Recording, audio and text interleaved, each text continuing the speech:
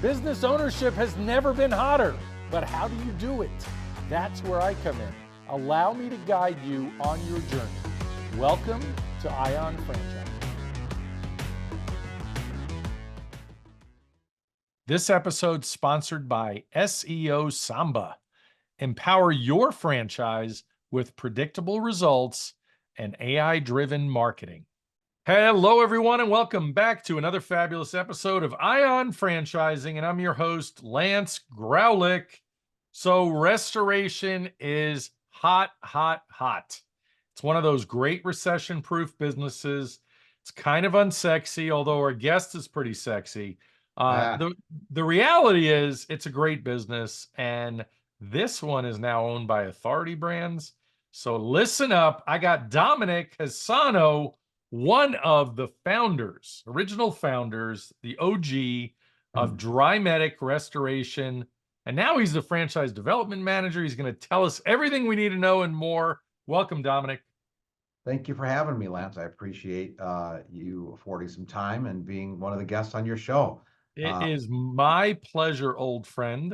We got to hang out in Orlando last year at our conference, and where we get up close and personal with brands. So as we present brands to people, people always ask me the criteria, which I have videos coming out on that because so many people are asking me, but it has to do with great leadership, knowing your family history, knowing it's a successful brand, knowing you can do millions of dollars a year in restoration and you don't have to come from that background. So Drymedic definitely checks all the boxes, and we want to hear from you, my friend. So how are you?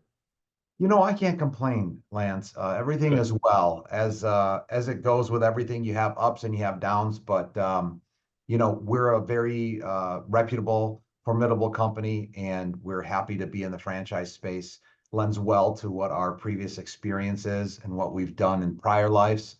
And going down an unbelievable journey, got a lot of really good franchisees under our belt since we started about a year ago, and looking forward to the future. So how did this all start? How'd the family get into the restoration business in the first place? And then the follow-up question is going to be, how'd you get into franchise? Wow. Well, that's a loaded question. And initially, my older brother, who's the current brand president, and myself started a power washing company in the service trades way back when we were in our high school days. It was seasonal here in Southeast Michigan, in Bloomfield Hills specifically, outside of the Detroit area. Learned a little bit about service, learned a little bit about outdoor construction. We transitioned out of that business into our first real franchise and moved down to the Tampa Bay, Florida area in the wireless world. And this is where we got our education because we dropped out of our local community college. And this is where we got schooled in business. This is where we got schooled in franchising. We ended up being the area developers from Tampa to Naples on the Gulf Coast of Florida for the wireless franchise. It was called Wireless Toys. We opened up 25 locations in that market, and we owned 4 of the 25 locations personally. Unfortunately, we had to exit out of that business, not by choice, because of a wholesaler and a distributor that controlled our destiny.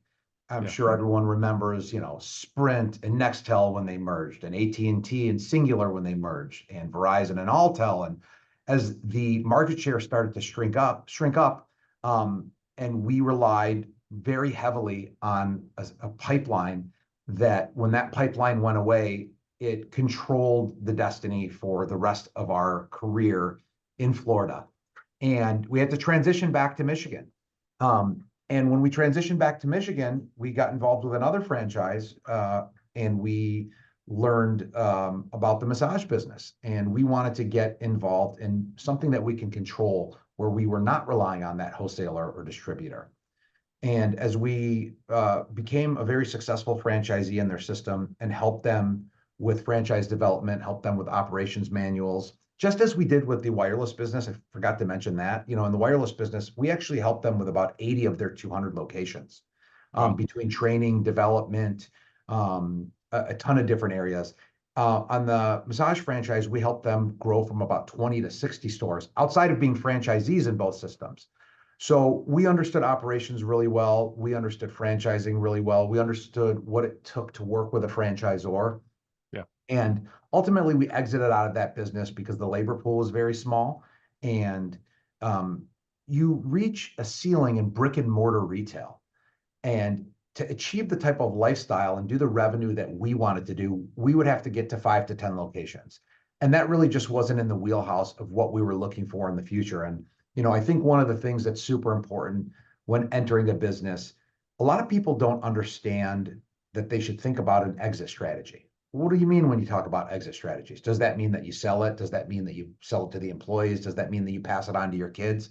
Exit strategy can mean a lot of things, but what do these businesses sell for? And when we started understanding what that industry was selling for, we decided that we needed something a little bit bigger and a little bit better. So we started researching other industries. And by chance, my aunt, who we're very close with, had a flood at her office. And we called one of the local restoration companies, and they were saying, "Do you want to file an insurance claim, or do you just want to pay for this?" And we said, "Just give us the bill, and we'll figure it out." And when I Yeah. saw the bill, I took the glasses off and looked around and said, "Excuse me, you just charged me this to drop these fans, pull a little bit of base trim, and extract some water. I think we just found our next business." And so we went down the restoration journey. And some of the things I'm about to tell you, we learned prior to getting into restoration. Some Yeah. we learned after the fact.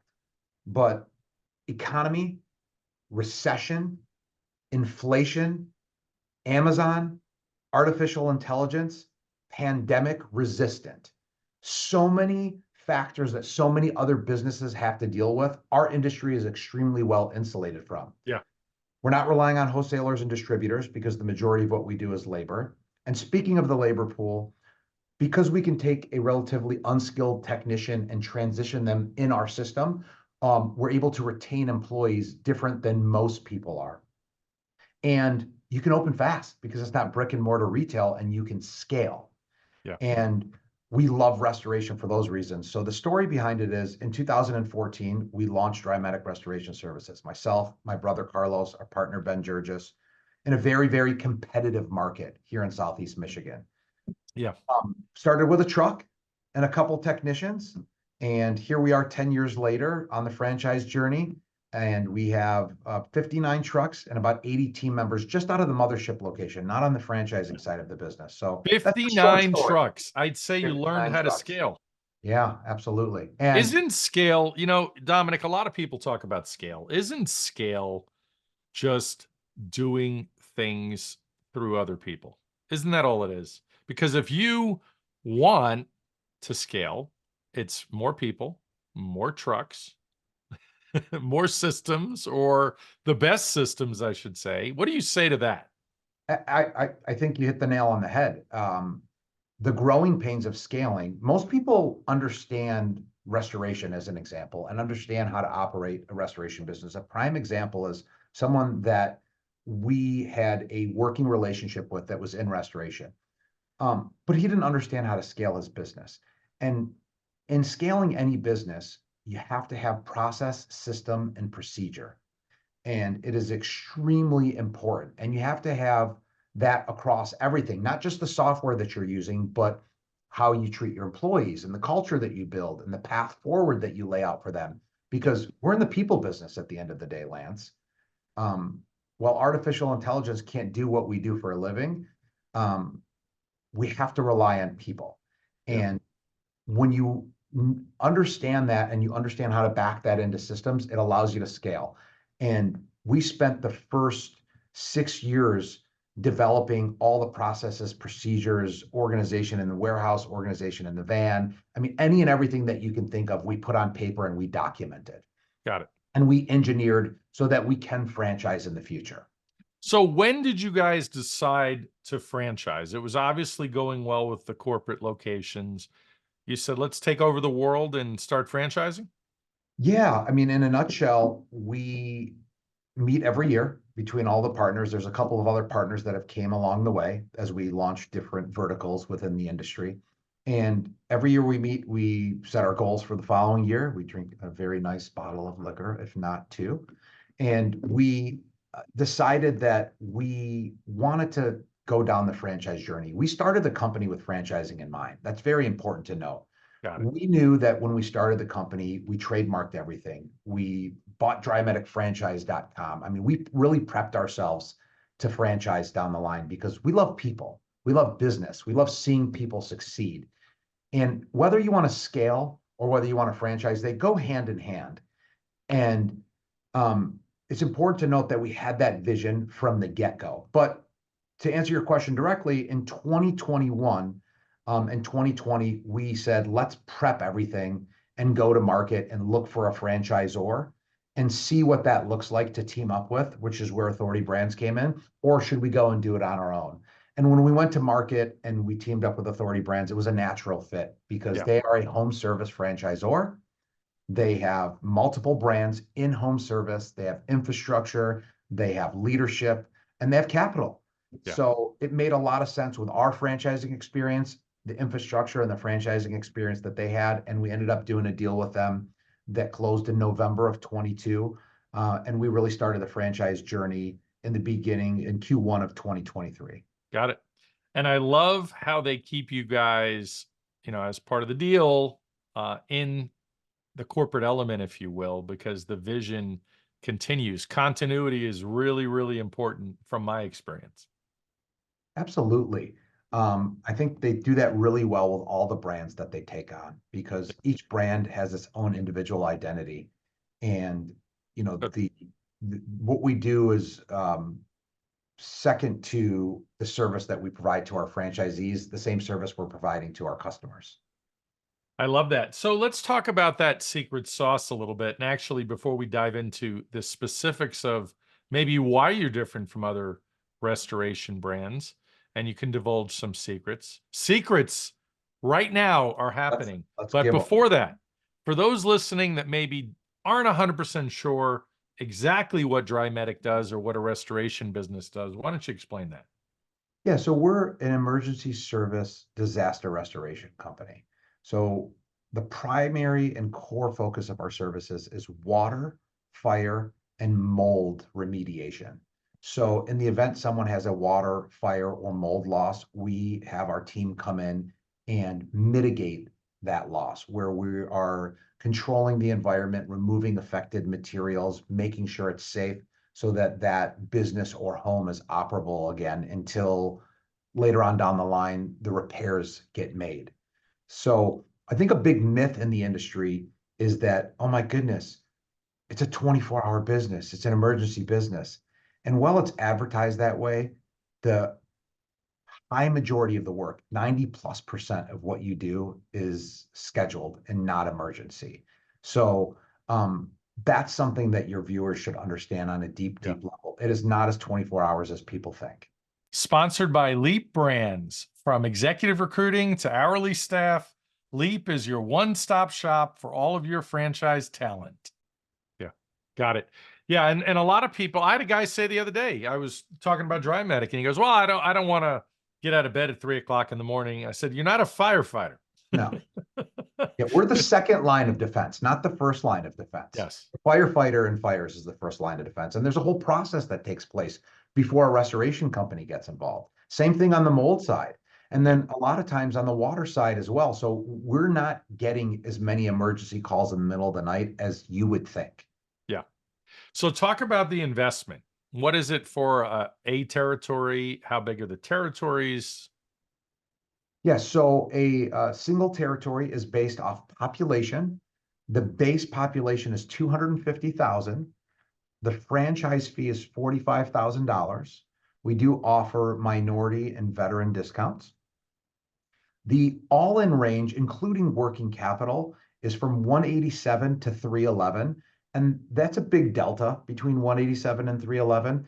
And the delta is in working capital and your launch plan if you're starting out with a mitigation manager or you're starting out owner operator. That is really the biggest difference in there. Gotcha. Yeah, nice big population count. 250 is a great size. I know there's some brands with smaller territories. So I always tell my clientele, watch out for territory size because size does matter. So absolutely. As far as, let's talk about training and who it is you're looking for in this. Let's talk about who you're looking for first. If you're going to look at your top performers today franchisees? What do they look like? Where did they come from? And what are their sort of attributes or skills? Obviously, these aren't trained contractors or anything like that. Yeah, the high majority of people that enter into the restoration space don't have any experience. Just like us, when we entered the space, we didn't have any restoration experience. We had a little bit of construction experience, but we weren't out there remodeling homes and Yeah. building buildings from the ground up. We had to learn on our own. So the training is 2 weeks based here in Southeast Michigan, and we train a lot of people that have zero experience. But specifically to what we're looking for, we're in the people business, as I said earlier. You have to want to be able to build a team. You have to be able to train that team, and you have to be able to always learn new things. I've been in the industry for over 10 years, and I learn stuff all the time. Um, so at the end of the day, we're looking for people that like people and people that understand business development to get a little more micro. I always get asked, what are the two most important things you think are what you need to be successful in a restoration business? And the tip of that iceberg, number one is business development. Number two is staffing, because you can go and get the work, but you have to be able to be staffed to do the work. Now, is there a whole bunch of other stuff below that iceberg? Absolutely. But you have to be able to do the business development, or somebody you hire, has to be able to do the staffing, because we do support semi-absentee owners. Yep.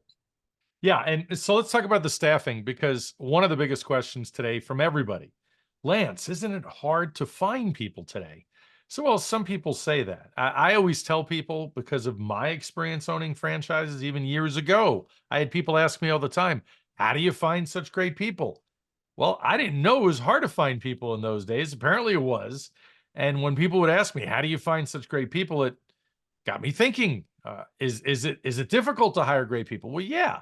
If you have no experience, maybe in the beginning it's going to be difficult. If you've never run a marathon, it's going to be hard to run a marathon. That's why you run maybe a half a mile first, or run down the block first, or whatever it might be. But in your industry specifically, to find an individual to do what you need done, if the individual is doing the right thing, they're establishing a great culture, let's say, of excellence and a great small business in their area, should it be that difficult today? I mean, are your best franchisees really having difficulties finding people? Not specifically. I believe that the people are out there. And as I referenced a tad bit earlier, our labor pool is very large compared to a lot of trade businesses, because the barrier to entry to work as a technician in the industry is very, very small. You're going after demolition and labor technicians, but you can take them and show them through the org chart, through training and development, the opportunity that they have, which you want to scale so you can get more trucks on the road, and take someone that thinks that they're an entry-level technician making 15, 20 bucks an hour, and show them that through your system, you can promote them to lead technician, to foreman, to project manager, to mitigation manager, and they buy in, which is Yeah, very, very important. Um, absolutely. as you know from running franchises, hiring is always a challenge, but it's a challenge that's equally as tough in any business. I don't care what it is. So I'm always of the opinion, choose your hard and choose your hard wisely. If Yeah, you're running a McDonald's, you think staffing's not going to be a challenge. If you're running a dry medic, you think staffing's not going to be a challenge. No, none of it is easy, yeah. right? But choose what gives you the most insulation compared to so many other businesses. Good point. So as far as, let's say, the right individual, if you're lining up your top 5% or 10% of franchisees, what do they all have in common? Well, that's a wonderful question. And the top 5 to 10% of franchisees know how to work on their business, not in their business. And they understand that following the process is very, very important. Communicating with your franchisor is very, very important. And participating with your franchisor is very, very important. So I let me give you my thoughts on franchising, because you're making me think about that. The most successful franchisees know how to work on their business, not in it. Mhm. They follow the process. They communicate with their franchisor, whether things are going good or things aren't going good, so that we can identify and fix them. And they participate in what the franchisor is doing. Like, we have weekly calls for new franchisees. It's important for our franchisees to participate in those calls. Well, on the opposite side, what do good franchisors do? Franchisors that are good listen to their franchisees. They always launch new training. They focus on training, and they focus on marketing, and they focus on new marketing. Yeah, absolutely. Yeah, that collaboration between a franchisor and franchisee as you guys grow is crucial, and a lot of people either underplay that or don't even know it exists. And it's pretty amazing and pretty powerful. Let's talk about money. So Yeah. when people are through your process, a lot of people listening want to know, okay, Lance, this is great. Dominic, this is fantastic. What kind of money can I make in a restoration brand? You have some numbers. I know to do 2 million a year in a restoration brand, um, you get there. You get there based on the population counts. You can't say that, I can. But in the item 19, you have the latest and greatest? Yeah. So our average franchisee did $1.5 million. Mhm. The top performer did 7 million. That's it, 7 million. Yeah, well, that's the top four performer. Well, let me tell you what we did out of our corporate location that's disclosed in the recent FDD, the location that Authority Brands acquired and what we started franchising. We did 14.7 million. Yeah, I love it. Yeah, And so big our, numbers. yeah, absolutely. Yeah. So let's talk about the marketing aspect. So a franchisee goes through the process and marketing happens. There's a launch plan. What does that really look like? How do you get off the ground? Dominic, the number one question I get asked when somebody is settling on a brand is they start to that struggle begins with, Lance, what's that first year really like? And I would imagine you have a validation process where people, prospects, Mhm. you're nodding, so obviously you do, where every great brand does. And tell me a little bit about that validation process. Do you hand them a list of franchisees? Do you have group calls? How do they do validation to sort of confirm that your franchisees are happy and successful? Yeah, it's a combination of both. So we do group calls on our virtual Meet Your Team days, where a guest franchisee will come on for an hour and they ask questions in a round robin format. And when I understand the seriousness behind one of our prospects, I'm happy to make those introductions to franchisees. Good. I will give them a list and they can choose from it. I can make suggestions for them. It really just depends on the prospect that I'm working with and what they're looking to achieve through validation. Yeah. Um, I always like people to understand that you are the biggest driver of success in your business. And validation is extremely important to understand, is the franchisor doing what they've set out to do? Yeah. But the franchisee also has to do what they're setting out to do. And it's super, super important. I pick on McDonald's a lot because I can say you can go and buy a McDonald's, even though you really can't anymore. You can go and buy a McDonald's and run that thing into the ground. You are always in business, in franchising or non-franchising, the single driver of success for your business. And Yeah. going into it with that mind frame, um, understanding who you're validating with. Did they come from the corporate world? Are they an existing business owner? I really want to match people up with like-minded individuals to who that prospect is. Yeah. That's great. So marketing. So to get people off fast, Yeah. so they're not struggling in the first year and they're breaking even and then starting to cash flow positive. What does that look like? What's special about what you guys do? That is a phenomenal question, and it is the biggest differentiator that we have. There's multiple differentiators that we have, but that is the number one differentiator. We are So a marketing secret company sauce number first. one, marketing. Yeah, we're a marketing company first, a restoration company second. If you were to, and please don't do this and eat up our Google AdWords and everything else, but look up, restoration in Bloomfield Hills, Michigan, we rank number one over the largest players in the entire country. But what does marketing mean? There's a digital and a non-digital component to marketing. And what we do is support and teach our franchisees a independent way of marketing, not a dependent way of marketing. Any successful business, any successful restoration business You need multiple digital pipelines, SEO, PPC, GLSA, GMB, map packs, lead gen 1, 2, 3. These are all levers on the digital side. You're up and down, you're monitoring it, we're monitoring it with and for you. And then there's the non-digital side of the business development that we're going to support. We're going to identify prospects in their market. We have marketing plans. We have promotional items. We have a ton of things and a specific person within our company, Ryan Bussman, who is going to help lead that business development with and for the franchisee. But the biggest differentiator is that word independent. Where you see a lot of restoration companies struggle is when they lose a pipeline. Just like we struggled in the wireless world when we lost a pipeline. If your business is overly dependent on a pipeline, 20, 30, 40, 50%, and that pipeline goes away because of a relationship that has nothing to do with you, you don't have a business anymore. You have a problem on your hands. So we teach an independent way, but we support that independence on all levels in marketing, digital and non-digital. So that's as much of the secret sauce as I can give you. No, that's perfect. You don't want your franchisor controlling every lead, because Yeah. if something happens on higher levels that affect that pipeline, it's a problem for you.